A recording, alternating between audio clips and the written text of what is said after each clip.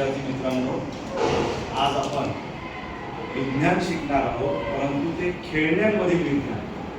तर खेळण्यांमध्ये कोणतं विज्ञान असतं बरं? माझ्या हाती एक खेळणं दिसतंय।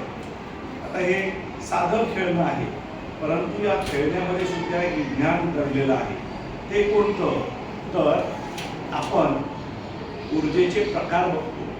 तर या ऊर्जेच्या प्रकारांमध्ये यांत्रिक ऊर्जा हा एक प्रकार आहे, आणि यांत्रिक ऊर्जेमध्ये गतिज ऊर्जा आणि स्थितिज ऊर्जा हे दोन ऊर्जेचे म्हणजे यांत्रिक ऊर्जेचे उपप्रकार आहेत।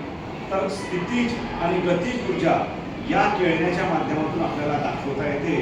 ती कशी बघूया आपण। आता हे खेळणं ज्या स्थितीत आहे, या खेळण्यामध्ये एका विशिष्ट स्थितीमुळे प्राप्त झालेल्या ऊर्जेला आपण स्थितिज ऊर्जा असं म्हणतो। त्याचप्रमाणे या खेळण्याला ही जी चावी दिसते आहे, या चावीच्या आतमध्ये एक स्प्रिंग बसवलेली आहे।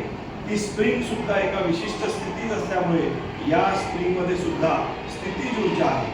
आता मी या स्प्रिंगला अशा पद्धतीने आटे देतो। आता आटे दिल्यानंतर काय गंमत होते बघा बरं। आपल्याला हे खेळणं सुरू झालेलं दिसतं, हात हलवताना दिसतंय, थोडंसं हलताना दिसतंय।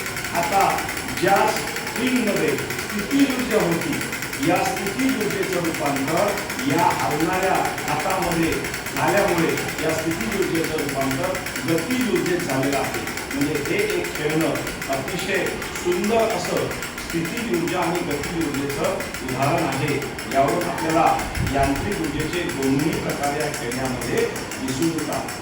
मुलांनो, असे छोटे छोटे अजून खेळणे तुम्ही बघा, आणि कोणत्या खेळण्यामध्ये कोणती ऊर्जा आपण शोधू शकतो हे शोधून आणण्याकरता स्थितिज ऊर्जेचं गतिज ऊर्जेत रूपांतर।